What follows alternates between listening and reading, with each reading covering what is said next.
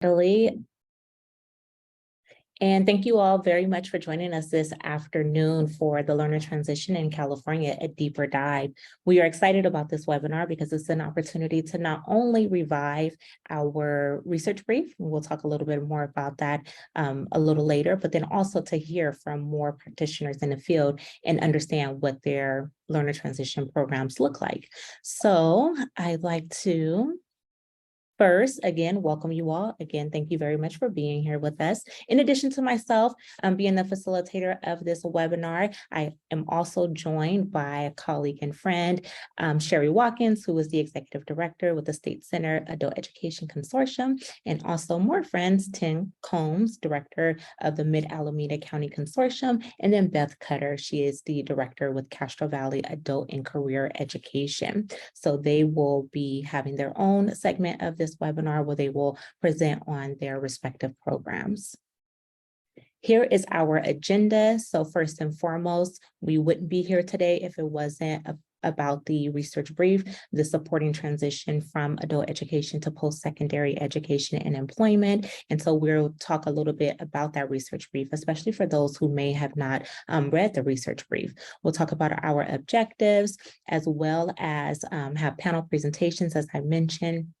And that will be panel presentations from State Center and Mid-Alameda. We'll do a panel Q&A, and then we'll do audience Q&A and talk a little bit about our upcoming PLC, where we'll have an opportunity to continue the conversation. So our objectives.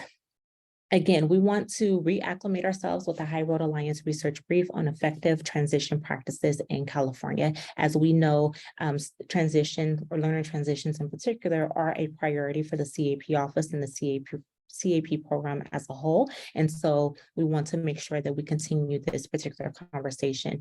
Our TAP team had the opportunity to convene a small advisory team of consortia leads, and we conducted a needs assessment about what were some of the most critical issues that consortia are dealing with present day. And one of the top themes that came out of that need assessment analysis was learner transition and different categories or different subjects within learner transition. And so again, this is an opportunity to continue to talk about and think through how we effectively transition learners from adult education and non-credit education to post-secondary education and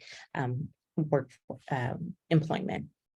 And then our second objective is to understand how adult education practitioners support student transitions, and then participate in a Q&A with our panelists.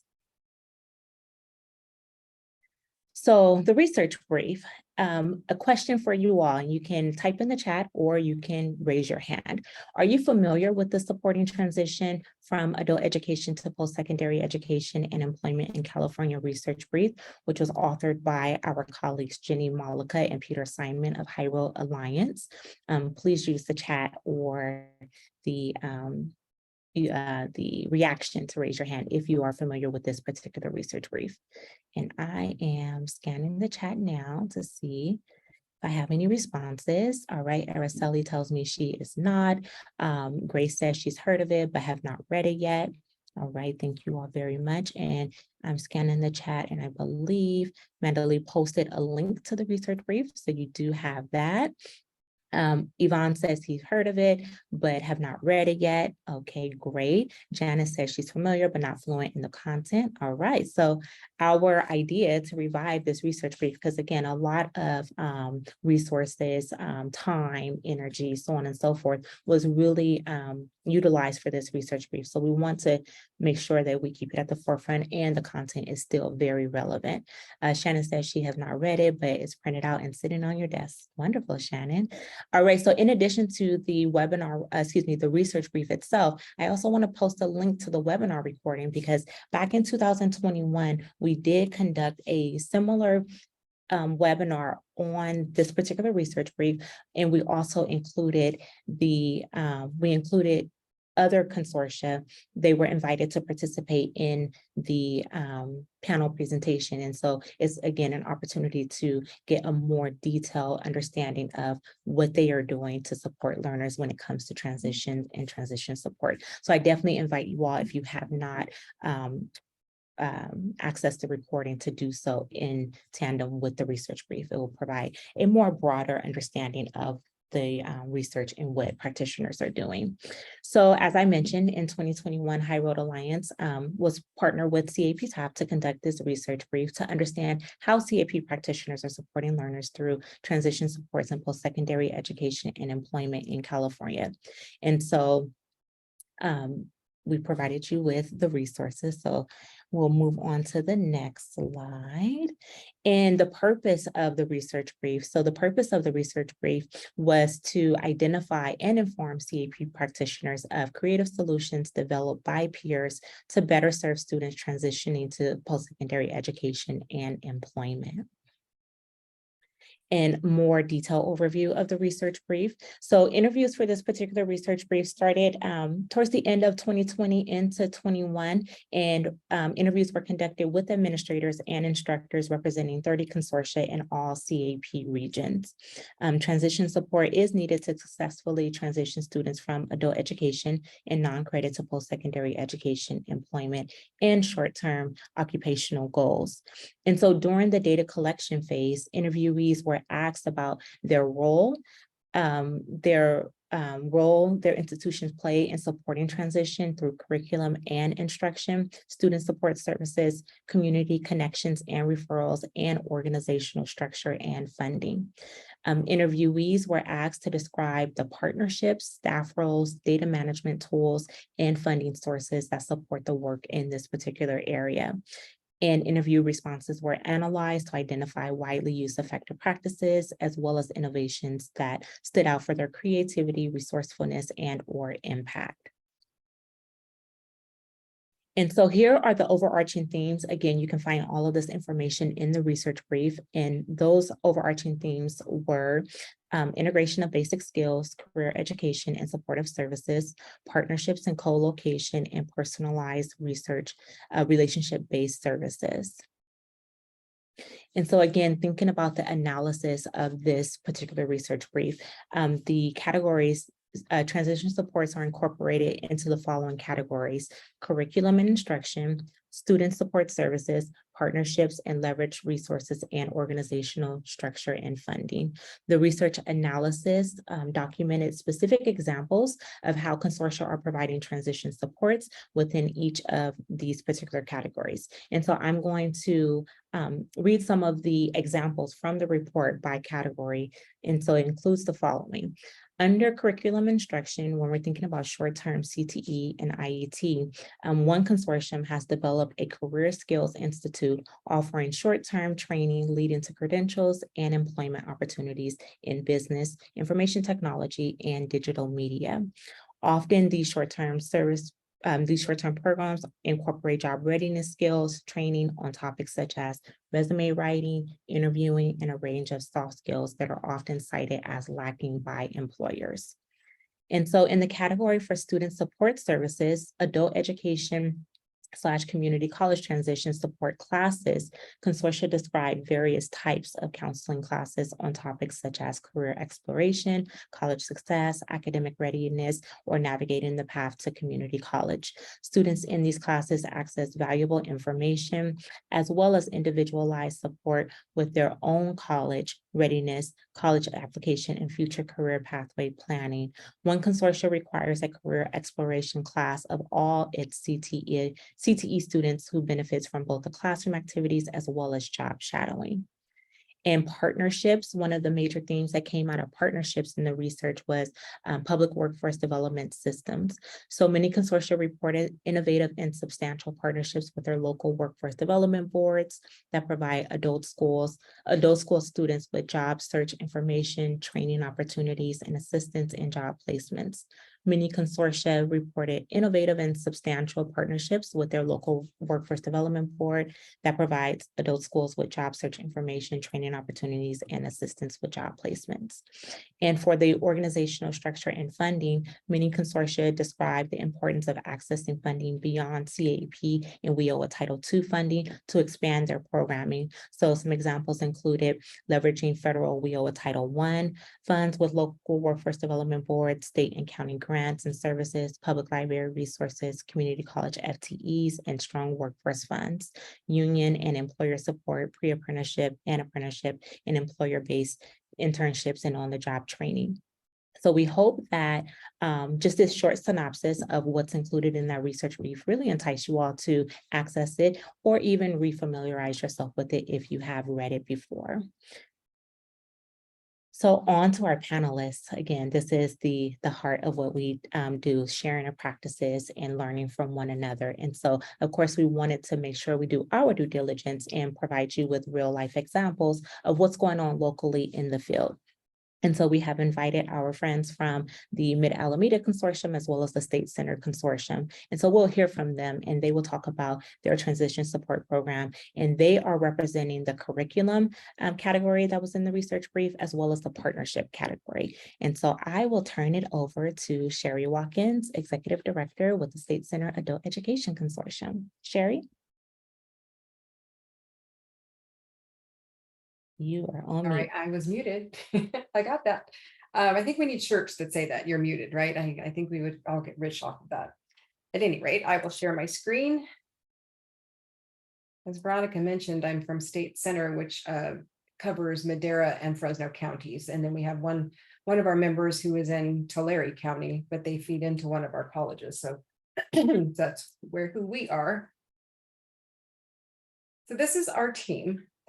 I always point out Pang Bang Yi. She's our regional transitions coordinator. She was a K-12 counselor and adult ed counselor. And so she is the glue that keeps all of us together. And we have three transition specialists. And we have our amazing Allison Adams. I always have to bring her attention to her because I could not do this job without her. So these are our members. State Center Adult Ed Consortium has 22 members. A lot of them are smaller and in the rural areas, but nonetheless, we still have reporting. We still have everything we need to do, just like other larger members. So just take a look at all those members. It's crazy when I think about that, but and people say it sometimes it's like herding cats, but it's good. It's just they're doing great things out there. Because we're such a large consortium, we broke into subregions based on the community college district that the adult schools feed into. So if you notice here, we have a central subregion. All of these schools are adult schools, and our Fresno County Superintendent of Schools, which is an ROP and a Young Adults and Corrections program, and they would all feed into Fresno City College or whereabouts. Each of the transition specialists are placed in these subregions so that they can be the true liaison between all of the agencies. And they're also co-located at our workforce development boards. We have one in Parlier, one in Fresno, and one in Madera. So again, they're the liaisons and the glue that makes it all work. So why transitions? So our board decided like 6 years ago that it was really important that transitions were our main focus of our goals for our consortium. So it's a critical role. It's support staff. It's helping adult education students set priorities and goals. We help students address obstacles that stand in their way. And basically what the transition specialists say, especially during COVID too, is they need that warm handoff. They need that hand holding. We know that they need extra support in order to be successful, and that's where these transition specialists have come into play. So what happens, transitions to community college, they make an appointment with one of our transition specialists, and I'll show you our website a little bit later where they can do that. But again, like I said, they're located at 15 of our adult schools and our workforce centers, and appointments are always available in Zoom. Sometimes they'll meet the students at Starbucks, they'll meet them at nighttime, wherever they need to be. It's always about what's easiest and most convenient for the student in order to provide better services for them. And you know, they've built trust. So a lot of them are still getting calls like, you know, 3 or 4 years later, like, hey, I'm ready to do this now. So they remember that transition specialist because they built that relationship, which is really important. They help them complete the college applications, UCC Apply, and then there is a shared spreadsheet with each transition specialist per college, and they share that with the college counselors. So when they get a notification, they'll get a notification like, oh, we have somebody new, we've put in your system, go ahead and check that out. So that helps us try to stay organized. Online assistance for orientations for students that struggle to complete the online orientation.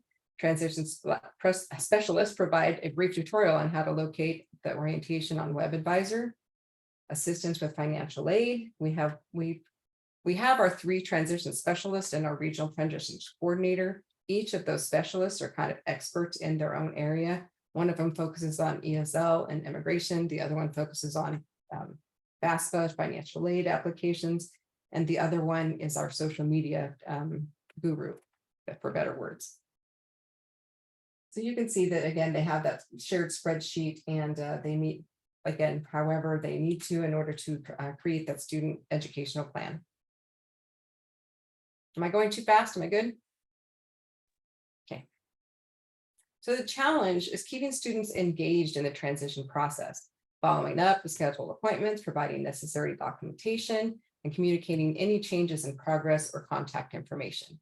So I think we all kind of share in that same struggle, because people change, they move around, right? Or they may change their cell phones or lose their service. So it's a challenge to find that out. But the solution is that they schedule in-person appointments, as I said, at the home schools, whatever convenient for the student, as well as they do lots of various classroom presentations throughout the year. Again, just putting their face out there. They provide early and morning and late night appointments, whatever they need to do. And they keep close contact with the teachers. That's been very critical.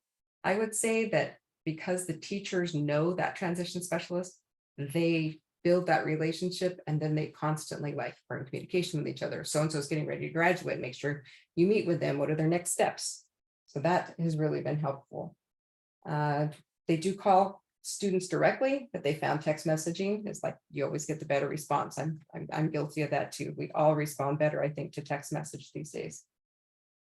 And they also send an introductory email to new students, letting them know, we're here and what we can do to help you, and just trying to connect. So SB 554 is what this took us a bit to get this together, because it's a district form that we all created. And the only way you can get to this form is through a transition specialist. And they're the ones, and everybody's familiar with SB 554. It is the dual, we say dual enrollment, but they would really rather have another word than dual enrollment because it's confusing with the high school dual enrollment. But this allows adult school students that are enrolled in a high school equivalency program to take up to 11 units per semester at the community college for free.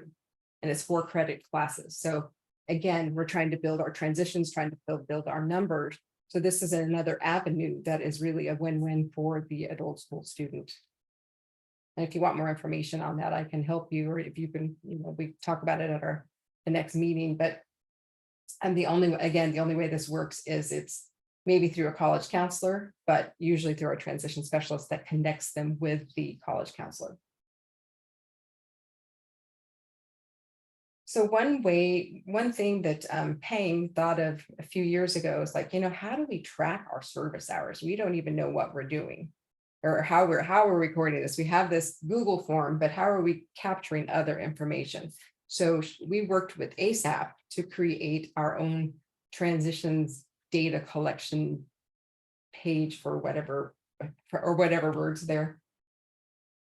So they use that on an ongoing basis, and ASAP charges us a minimal amount, but at least it's something that we have to work with. And they collect, all the relevant information like we all do. And we're also working with our college district to create an adult education dashboard. And we have a data work group on a regular basis that meets. And transitions data. So we have shared transitions data sheet with all the colleges. Like I mentioned before, it's like a Google sheet, but they're working on this dashboard. And hopefully this is gonna open.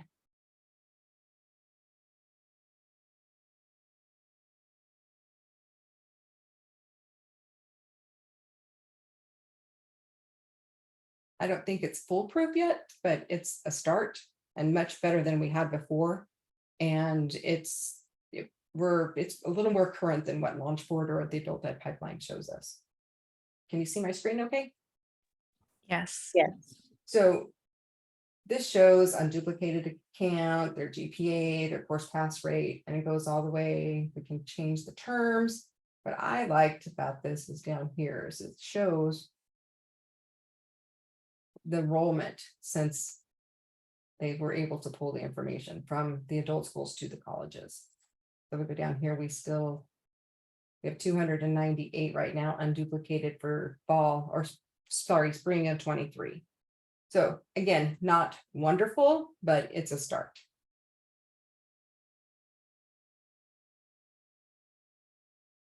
But it's all about the data, right? And we all know that we need to be able to have numbers to justify what we do, or hopefully to gain more support. So Unite Us is another thing that we started using. Has anyone heard of Unite Us? Yes, no, yes. I can put this in the chat as well. So Unite Us is a free referral system for schools and CBOs. It was created by paid for by Kaiser Permanente, because they felt that as long as you're treating like the patient as a whole person and providing all these different resources for them, they're going to be visiting the hospital less. So the services here are pretty cool, because basically you just go in and you put a referral in, it goes out to CBOs. You can also upload your information about when we're accepting what classes we're accepting, when we're accepting students, what we offer, and then all the CBO services that are out there. So if you are interested in this, you're more than welcome to email me, and I can connect you with the person in our area, and then I probably could connect you with someone in their area. What's wonderful about it, it is free.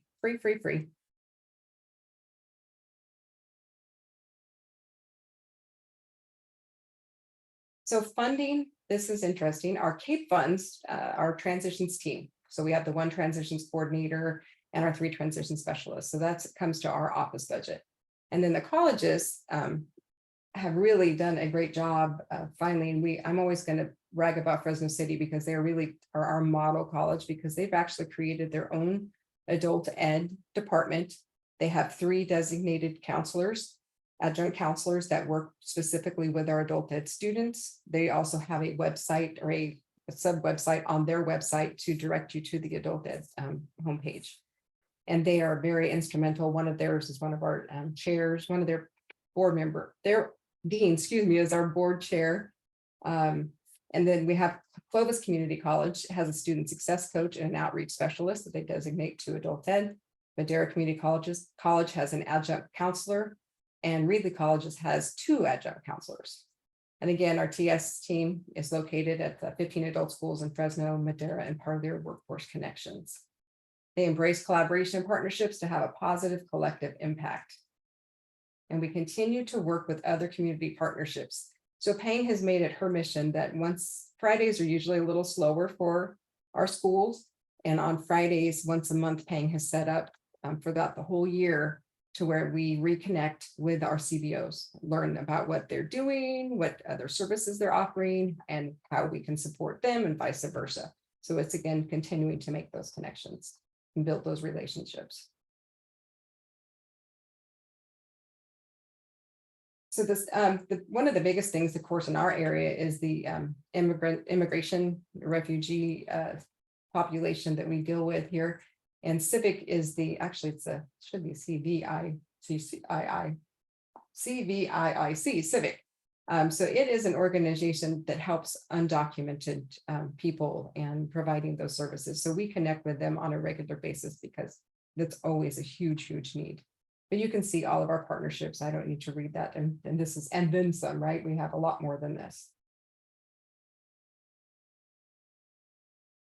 So one of the big things I think that has helped our transitions is because I think we've had it 5 years in a row, we have what's called the college showcase. So we bring all of our college people together, and our adult school people and CBOs in one room, and they go through about the programs that they offer, the services they offer, the different CTE courses, whatever, and just providing that support. So we start on it as soon as we finish the last one, we start planning for the next year, and it's just a one-day event. It's a nice, we were finally able to be back in person this last year, and it was pretty amazing. And they go through, you know, what CTE, credit, non-credit, and financial aid, and dual enrollment, and other special programs that are available. This is just a picture of them. See how it's kind of fun, right? All these wonderful people, and they're just listening. And this was our part of our planning team. This is our chancellor.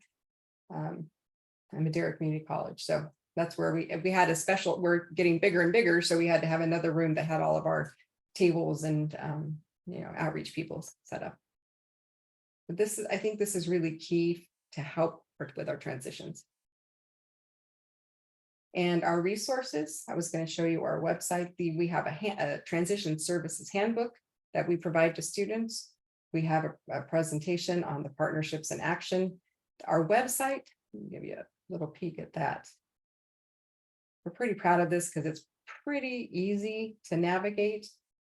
Students click here. Up here, we have our transition services. And it talks about what we offer. And then we come down here, we have a little video that's, you know, says how we can help, some steps to take, and then a little bit about each of our transition specialists. And if you want to make an appointment, you can set an appointment right there. Tells a little bit about each of them, shows a face that, you know, maybe someone wants to connect with someone who's closer in their age, or, you know, maybe something they have more in common with them. So at least it gives them an opportunity to make the right selection. I think that's about it. We're going to wait for questions, right, till next time? Actually, we are ahead of schedule, so we can actually take questions now, and you do have a couple, so I'll start with the first one that came in. Sonia asks, did your consortium try using Community Pro to track referrals and data? We sure did. And once they sold to their other company, we could not afford it anymore. So that was really disappointing, because we put a lot of work into that, a lot of work into it, but no, not anymore. But you know, the better part of it is that Unitas came along and basically does the same thing, but for free. All right, thank you for that. And then Shannon asks if you can email the transition services handbook. I sure can. Okay. Is that Shannon, the Shannon I know? Eller? Yep, I can do that. Is that the Shannon I know? Yes. All right, any additional questions for Sherry before we transition to our next presentation? Araceli says, more requests for the handbook. Araceli would like it emailed as well. Sherry, I don't know if you are willing to share your PowerPoint, but we can do that and send it to everyone. Sure. With all of the links. Sure. Okay, perfect. All right, any additional questions? All right, and Vilma says, Sherry, you rock, and then you have some thank yous. Oh, thanks, guys. All right, so we will move forward with our next presentation with Tim Combs and Beth Cutter from the Mid-Alameda County Consortium and Castro Valley Adult Education. Turn it over to Tim. Great. Hello, everyone, and thank you for having us. So briefly, I'll just introduce Beth because Beth is the director for Castro Valley Adult, and they have the program that was profiled in the brief. But quickly, I just wanted to tell you a little bit about who we are as a consortium. We are the Mid-Alameda County Consortium, so we have our consortium neighbors to the north and south of us, but we're covering the midsection, which consists of 12 members. Among them, we have 2 community colleges, 8 adult schools, and 2 ROP programs. We're divided by east and west, and so each of our areas within the region coincide with the 2 colleges in the consortium. And basically that's it. I was going to speak more to our transition work in the Q&A after, if that makes sense. But for now, I'll just turn it over to Beth, and she can tell you about our program from the brief. Okay, great. Yeah, thank you, Tim. Thank you, everyone. So our section of the brief included highlighting our Adults with Disabilities program. So I'm going to be sharing a bit of information about that. So it is a very specific kind of program, and if your school does not currently have an Adults with Disabilities program, there will still be some information in here about how you can work towards setting one up if you would like to do so. So Castro Valley Adult and Career Education actually has a 80-person day program for adults with disabilities that has been around for many, many years, and it's called Strides. And you can see a couple of pictures here. So the day program involves classes as well as a lot of community integration. So outings into the community, volunteer work experience, and is primarily focused on independent living, as well as workforce readiness. The workforce readiness component that we added this year that is new to us, but not brand new to our consortium. We have another adult school in our consortium that has a very, very similar program, and that's a paid internship program. And it follows along the format of Project Search, which is something some of you may be familiar with. But within our program for adults with disabilities for workforce development, we basically have 3 different levels of support based on the needs of the individual and where they're at in terms of their readiness to be independent in the workforce. And I should just back up a little bit. So these programs are for adults over the age of 22 primarily. So these would typically be folks that would have gone through a transition program for ages 18 to 22-year-olds.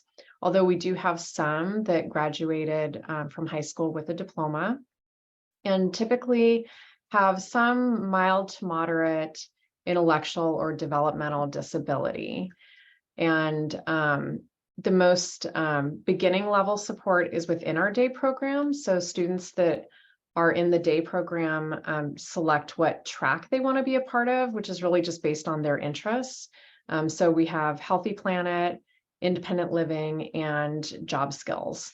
And we call that our pre-employment. So within the day program, students are in classes to help them gain the skills so that they can be ready to be employed.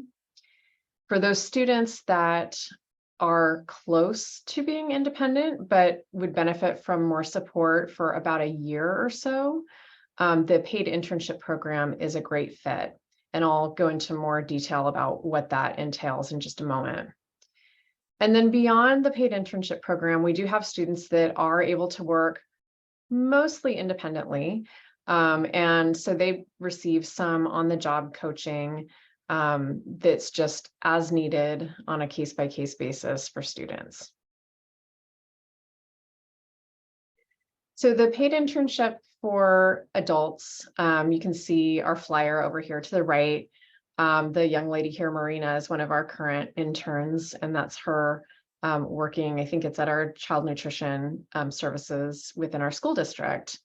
The program runs alongside a regular school year, so roughly August through May. And our interns are paid hourly. They are actually employed by our school district. And I'll talk a little bit more about the funding because we get completely reimbursed for the cost of their wages and benefits. They work through 2 to 3 different placements during the school year, and the placements are based on their skill level and their interests. And we really are trying to gauge where we think we can give them skill development for successful placement at the end of the internship. So really the goal is that by the time we're reaching this time of year in May, that we're securing jobs for our interns. The structure of the day is a combination of on-the-job work with support of our job coaches and classroom instruction. So the interns start their day with a class on our campus, then they go to their job sites and then come back at the end of the day for an end of day check-in with the job coaches. And again, the goal is that they're mostly independent with some job coaching by the end of the program.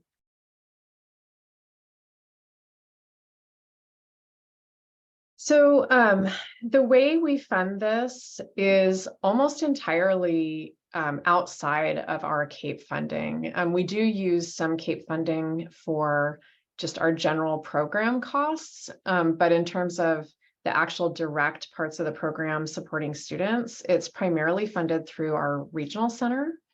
And so if you wanted to start this kind of program, you would need to apply to be a vendor through the regional center. And the vendorization is in two different categories. One is community integration, and the other is for the paid internship program.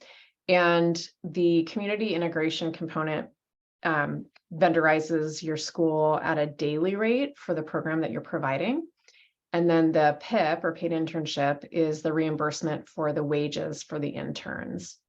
And then we utilize another vendor code called Tailored Day Services to provide job coaching. And that can also be used to provide other supports for people with disabilities that are regional center clients. So for example, supporting a student taking a college class is something that Tailored Day Services can be used for as well. The application for Tailored Day Services to get vendorized for that, if you are already a regional center vendor, is actually much, much easier now than it used to be, because it's also the broader category that some schools are using to provide remote services. So that was one positive from the pandemic, is that it made applying for that vendor code much more simple. The other funding component that we use is through Department of Rehabilitation, and we basically developed what our tuition cost is for the classroom component of the internship, and we're able to receive funding for the tuition from Department of Rehabilitation. So for the students that we accept into the paid internship program, they are already regional center clients. But our experience is that some of them are Department of Rehab clients, not all. And so we support them with the paperwork to become a client of Department of Rehab as well. And so again, this particular program, the paid internship, you can actually fund it with very little of your CAPE dollars, other than, for example, using CAPE for office administrative staff and so forth. So the more, keeping the lights on maybe coming out of CAPE, but the actual new costs from the program are basically covered by these other funding sources. The goal here is competitive integrated employment. And just as far as the definition on that, it's really what you would think of from those terms. So we want people, regardless of their where they land on the neurodiversity spectrum, to be able to earn exactly what another person doing that job would be earning, more than minimum wage, or at least minimum wage, integrated, so working alongside neurotypical employees, and having the same opportunities for pay raises and promotions within their organization. And I just wanted to give a shout out here by sharing the logos of our local employers that are working with us either through the paid internship program, or who have hired our Stride students or hiring our interns. And we have a small cohort for this internship. We started this year with just 4 students. Of them, we have 3 that we know have job offers, and a 4th is actually going to continue with us and do another round, it looks like, of the internship program. So kind of going back to what I mentioned before, for this particular type of program, it's important when you're bringing students on to really be able to correctly gauge the level of independence that they'll be able to reach within the year. So there's sort of a sweet spot. Obviously, the program is not targeted towards people that don't need the support. So we actually have screened people out because they really don't need this level of support. So they're, kind of too high. I don't like to say high and low, but just the simplest way to explain it is that their skill level is beyond where we think they would actually need one of these spots. And then the flip side of it is those people that are needing more support and they wouldn't really be ready to have the level of independence that this program strives for. So for them, we recommend our day program in the job skills track to continue to develop their skills until they're ready for this level of independence. And let's see, not sure how we're doing on time. Do I have time, Veronica, to do a 6-minute video? Yes, you absolutely do. Okay, so this is a video where you can meet some of our STRIDE students and hear from a couple of our staff members as well. Okay, I've got this ready to play sound, but please let me know if the sound doesn't come through. The Adults with Disabilities program has been part of Castro Valley Unified School District for over 40 years. At one time it was part of K-12, but when adult ed changed in California, it became separate and part of the adult school. In 2014, we vendorized with Regional Center of the East Bay, and then it became STRIDES like we know it today, where the focus is on workplace skills, independent living, community access. So the STRIDES internship program is a year-long program, goes from August to May, and it prepares students for a job in the workplace. They'll have 3 different placements based on their interest and availability of the business, where they will get job coaching from our transition specialists. Businesses that host an intern have the benefit of adding to their staff while our school district pays the intern, so there is no out-of-pocket cost. On top of that, our job coaches assist with training, and oftentimes coaches develop learning tools that benefit the entire business.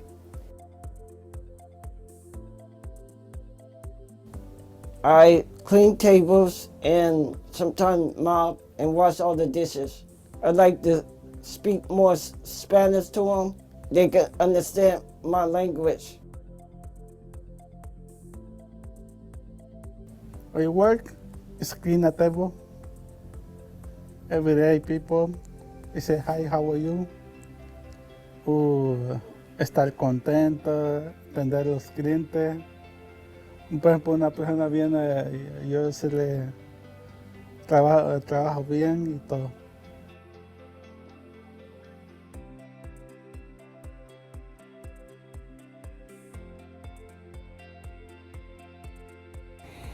I wanted to improve myself and even my skills. If you like your job, and I will show you how to do it. Christopher is very detail orientated, so he's very particular on how things are done. He gets along with everyone. He actually makes us better. We in life kind of lose the little things, and those are big things to Christopher. He really fits in our school and makes us all a little humbler. We enjoy work more when Christopher's there. It is something that you have to just take the chance, because everyone has the skills, or given the proper opportunity, they can excel. It's just being a little patient and understanding that people do work different. They're still fully capable of getting jobs done. Training can be tailored to the student's interests in many ways, but our primary areas that we can support are food service, hospitality, clerical, and retail. We realize that communication, problem solving, and self-regulation are essential areas for all employees, so our staff works with students in a lot of these areas. The intern would arrive on the adult school campus approximately 8:30, where they'll have class time with their teacher, working on all sorts of different skills, and then they will go off to their workplace and get back to school about 2 o'clock for a check-in with their teacher to debrief on what happened during the day. Before we place a student in a business, we ask them what their interests are, what they may want to do for a career. So the businesses are going to have a student that truly does want to be there, And studies show that neurodiverse individuals tend to stay longer in their positions, which benefits the business financially. The job is very important to me because I got a family to take care of. Everyone they want a job and the family, I can help them out. First, I take the cables down, take the garbage out, wipe the mailbox down. I clean the bathrooms, make sure the people can use it, and take the trays where it belongs. Everybody really appreciate how I'm a hard worker. People, like I take the trays, they tell me thank you. People in the kitchen, my boss always say thank you because I'm a hard worker, and then everybody's very nice about me. Kevin's actually one of our most seasoned employees. He's been with us for almost 5 years. He's a personality. He's great. He loves being around people. He loves talking to people, showing up to work. Very dependable and just a fun guy to be around. From my personal experience, as far as managing Lake Chabot Public Market and the program with the Castro Valley Adult School, it's really about building community. The more that we empower each other and really continue to build these relationships, it not only helps the individual, but businesses as well. And so the goal for us was not to just hire someone for the sake of hiring someone, but really help empower the community and see what type of opportunities there are for everyone. Our students make the community a better place. They have so many skills, so many talents that we often haven't got a chance to see. Once they're out in the community, they can do these amazing things that just make our community that much better.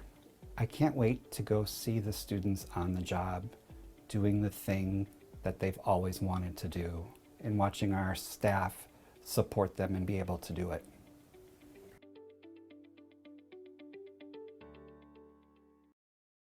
All right. Oops. See if I can fast forward that.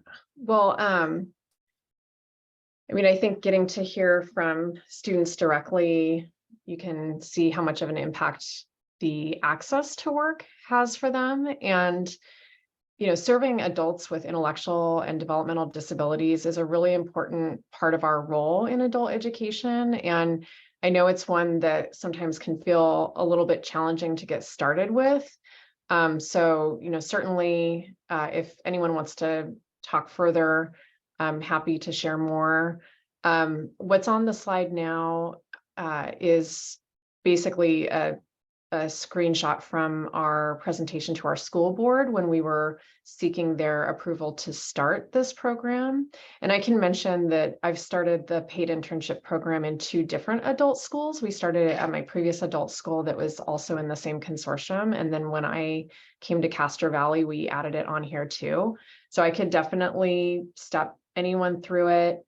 There's so much need, and it's also something that I think, you know, in adult ed, we sometimes feel like the stepchild within our districts.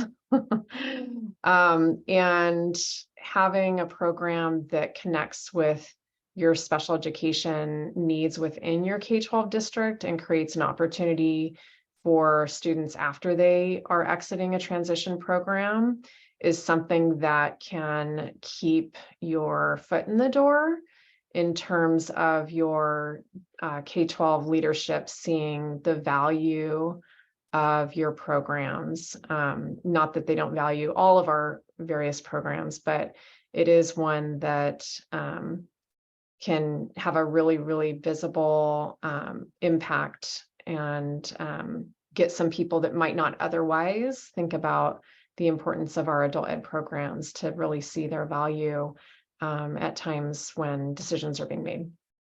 And just for this group, I'll say, you know, within Castro Valley, I have thought that one of the reasons it fared so well during the time of flexibility is because of the large Adults with Disabilities program, because they were able to avoid a lot of cuts at that time.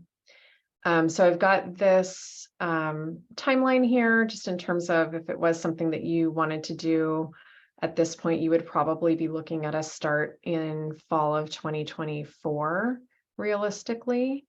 That would be my recommendation.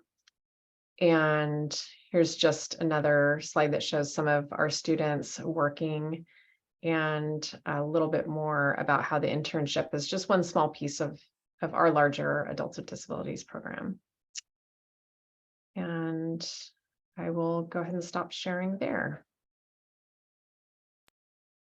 All right, thank you, Beth, and thank you, Tim, for your presentation about your Adults with Disabilities program. Truly, truly inspirational, as someone said in the chat regarding the video, but just overall how you have set up this this program within the Castro Valley Adult School. Our audience, any immediate questions for either Tim or Beth before we go into our panel discussion?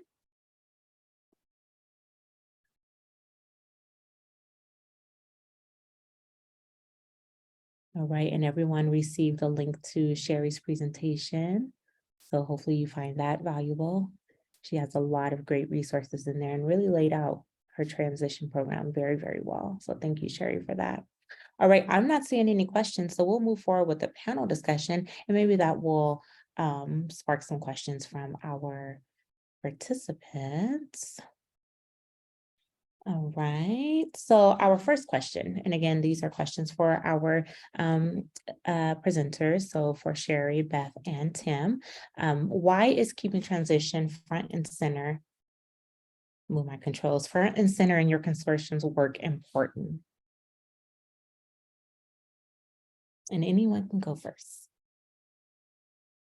Okay, I'll jump in, give them a break. So for us, and again, Mid-Alameda County Consortium, it's simply that when students are provided with the educational and support and community resources that they need, that they're just more likely to be successful. And so we also feel like it's very important that students are actively involved in their goal setting and communicating that within the consortium as well.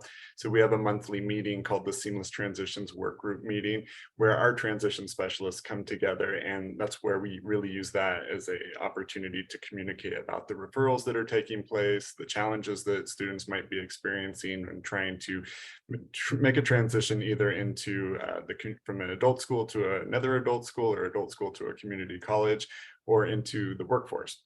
And then the last piece is really continuing to monitor those referrals. It helps promote collaboration among the consortium, but also accountability, and it's really putting our words into actions. Thank you for that, Tim. Sherry, Beth? I would say because it's the main mission of students, right? Why is it important to keep it front and center? Because that's what we do. We're student focused, we're student centered. We want everybody to succeed because it's what we do. So easy answer. Yes, absolutely. We are student focused and student centered. Absolutely. And we want to meet their goals. Thank you both for that. The second question is, how are you using CAP funds and other resources and partnerships to transition learners? And I know you all have both touched on this. Is there anything else you would like to add?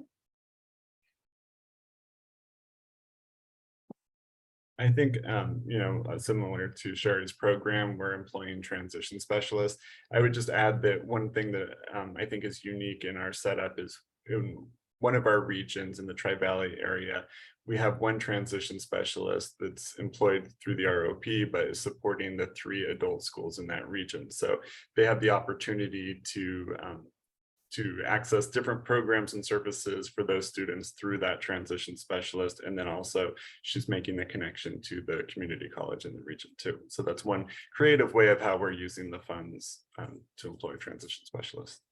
Wonderful. Thank you so much, Tim. Yeah, and I can tag on a little bit more regarding partnerships. We do work with a number of community-based organizations to help serve students with barriers. So, for example, Diversity in Health Training Institute is a local nonprofit, and we work with them to support English language learners going into healthcare careers. And so another agency, International Rescue Committee and the Unity Council just to sort of call them out as great partners that we've worked with, where, for example, they might refer students to our career training program or English classes or diploma and GED, and then they are providing job development or other supportive services like access to childcare services, for example. So partnering with those agencies has helped us to address some of the barriers that are a little bit outside of our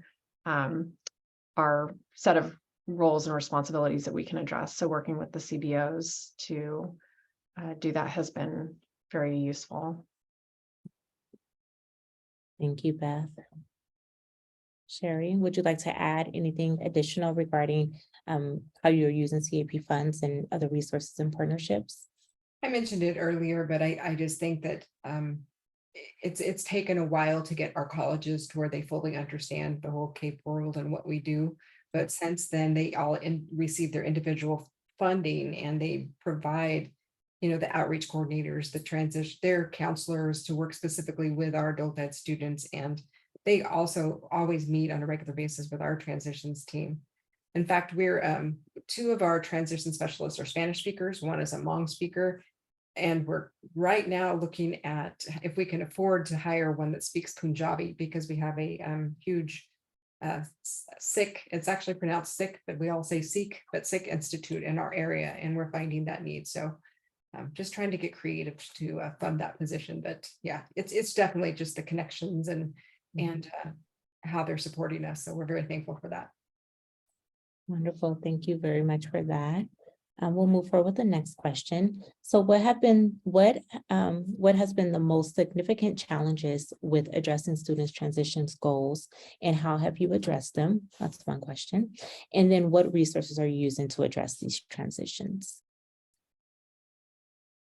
I can go on that because I did mention that. Again, I guess, it doesn't hurt to hear things a couple times in a row. The Unite Us platform has been really helpful. And but again, the challenge is trying to meet those students where they are. And we do that by meeting them at nighttime and daytime, Zoom, telephone calls, whatever we need to do to make it happen, we make it happen. And text message, I think, as we mentioned, that it's the best way to communicate, I think, with everybody these days. All right. So for us, I did survey our transition specialists briefly just to get their perspectives coming into this meeting, and some of the responses that they shared with me were, number one, a lack of confidence or lack of information about the transition process. And so that's where they come in, and their role is really important. There's really that employment readiness piece. So they're doing a lot of work with documents and helping people to get their transcripts in order, or access to financial aid information or the job search process. And then a big one is funding, obviously. So we work really closely with our AJCCs to access the WIOA funding to set up those individual training accounts. I mentioned that we have this monthly Seamless Transitions work group meeting. So in addition to our transition specialists, we have the college reps that come and participate in those meetings so that we can collaborate. But we also invite our community partners to come in. If there's a new resource, we invite guest presenters to come in. But the AJCC works very closely with us through that committee, and they set up job resource fairs with each of the adult schools. So they have a really close working relationship with each of the transition specialists. And it's really helping them to connect to that WIOA funding has been really important through that work. I also wanted to say that we do use Unite Us as well. So we started using that last year. We did a pilot with it as part of the Seamless Transitions work group. And so then we have expanded it and implemented it throughout the rest of the consortium. We just did a big consortium-wide training for others to start using it. And we're in the early phases now, but just exactly what Sherry was saying, it was a great solution to Community Pro Suite as an alternative. It's free. We liked it because it helped us connect to those community resources, but we also had this additional need where we wanted a system that we could track internally and monitor how referrals are being made. Prior to the implementation of Unite Us, we were using a shared Google Doc, and we would review it during those monthly seamless transitions work group meetings. And it was an opportunity for the transition specialists more so to ask questions to the colleges. So I referred this person on this date, and is there any follow-up to that, just to make sure that nobody was falling through the cracks. It wasn't the most technological system, but it worked. And so it worked really well, and Unite Us is making that so much smoother. So we have since moved away from the Google form, and we're looking forward in this next year to be able to pull more data from it and see where there's opportunities or gaps in the referral process. And I think that was it. And then just focusing on bringing in speakers to participate. And then also some of the schools have transition courses set up, like Castro Valley, for example, has a program called Get Focused, Stay Focused. And so it's a way of making sure that we're getting all those supports to the students and being able to promote transition services for those that might not already be aware of it. Great, thank you, Tim.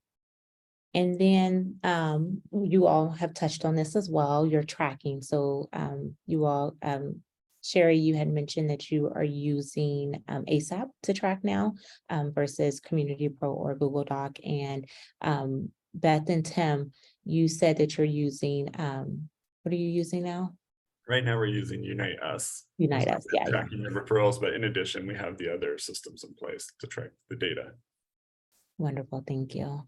All right, and then do you have any closing thoughts or final takeaways that you want to share with our attendees? Yeah, I'm sorry, go ahead. No, go ahead, Tim.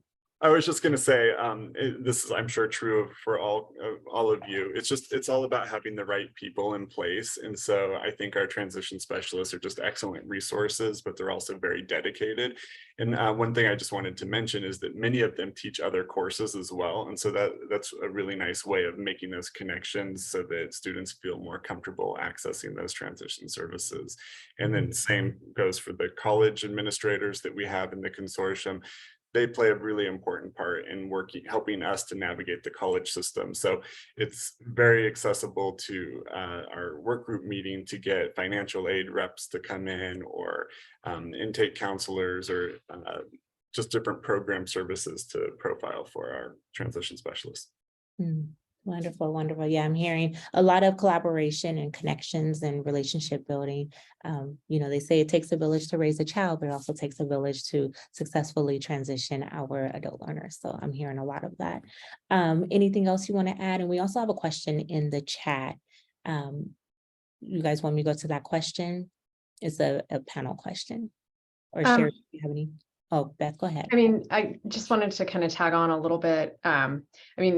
Tim, we were on the same wavelength. I was just thinking how important the relationships are between the staff members and students. And I'm singing to the choir here a bit. Obviously we know we're serving people that, the system has not served them. They may be vulnerable because they're an immigrant to our community, or they have intellectual or developmental disabilities. And so, knowing that transition to a new school, a new job is scary under the best of circumstances. And if you have some of these other barriers or areas of need, it can be even more so. So knowing that, somebody's got your back, somebody is helping you navigate that is super important. And I do think that that's been a big asset for our transition specialists.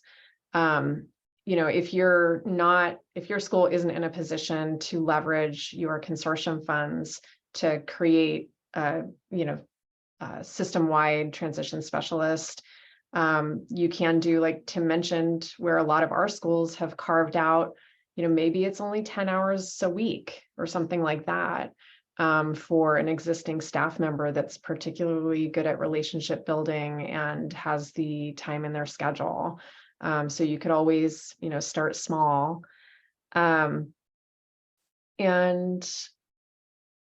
yeah, I think just going back to that importance of the relationship, and even if you're not, seeing numbers in the triple digits, knowing that you're, supporting a smaller number, even if you are starting small, is very important.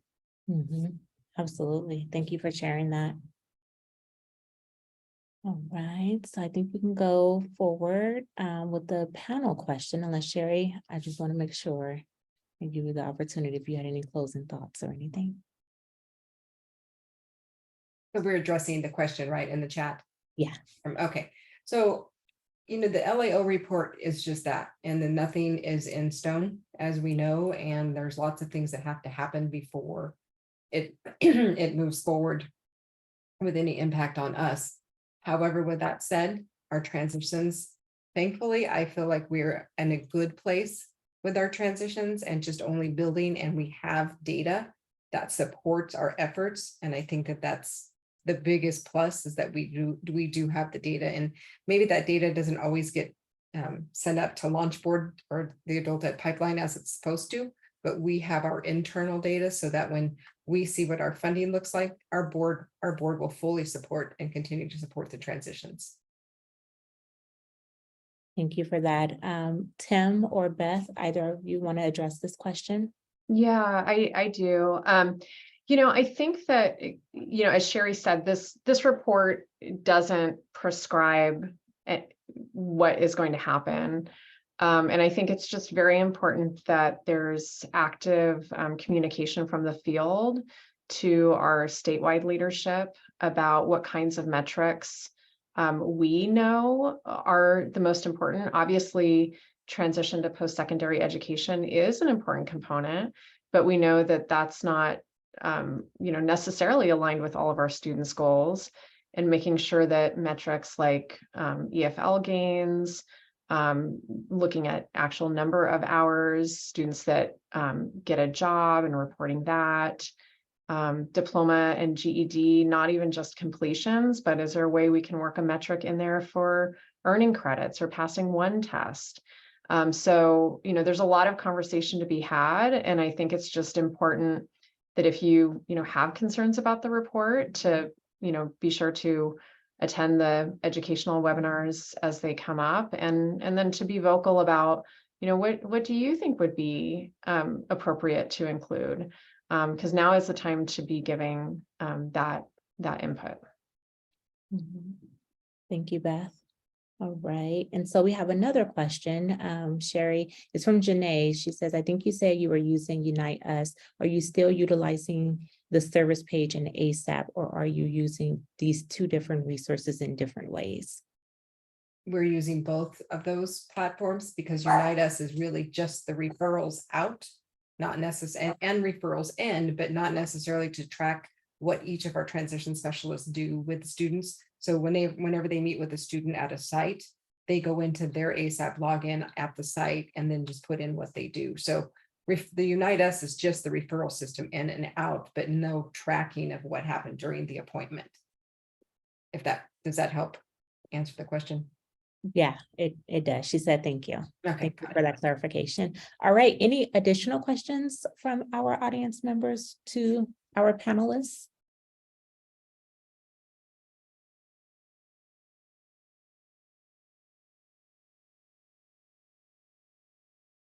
All right, I'm not seeing anything as of yet. People may be typing, so I'll come back to that, but we'll go on to the next slide. So what's next? And so we do have a learner transition in California Deeper Dive Part 2, and that will be our lightly facilitated peer learning circle. And that's just an opportunity for us to come together and continue to have the conversation about learner transition as a whole and all of the components that go into learner transition. You will have an opportunity to submit questions beforehand, and our facilitator, which is our TAP director, Renee Collins, will be facilitating that discussion, and that will take place on May 17th from 12 to 1 p.m. So if you have not registered, please be sure to do so. We have 54 registered as of sometime yesterday, so hopefully that number increases, especially if you have not had an opportunity to register. Again, it's an opportunity for us to continue the conversation. And still not seeing any questions. Thank you, Holly, for posting the registration link. And then Harold said, kudos, amazing work, thanks. All right, any additional questions before we move forward with our closing? All right, I'm not seeing anything, but before I mute myself, again, I would like to thank Tim, Beth, and Sherry for your participation in this webinar. I know myself, I learned a great deal of information about the program that you have, Beth, at Castro Valley, the consortium model, as well as the transition model that you have at State Center, Sherry. So thank you very much for your time, your energy, your participation, as well as the resources you provided. I hope for you all who are in attendance, you found some valuable information regarding transition, something that you could take back to your agency and or your consortium. So I will mute myself now. I'll see you guys again tomorrow if you're attending our Digital Equity Peer Learning Circle. And then on Thursday, if you're attending our event that day or next week. Whenever, we'll see you. But I'll turn it over to Mandalee. Okay, thank you, Dr. Parker, and thank you everyone for joining us today. And as Veronica said, thank you to our panelists. We really enjoyed having you, and to all of our attendees. Thank you for spending the afternoon with us. This is a great opportunity now to grab those links if you'd like to save the chat.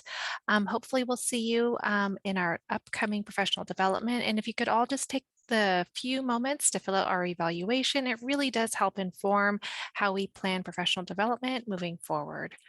So thank you, everybody, and have a good afternoon.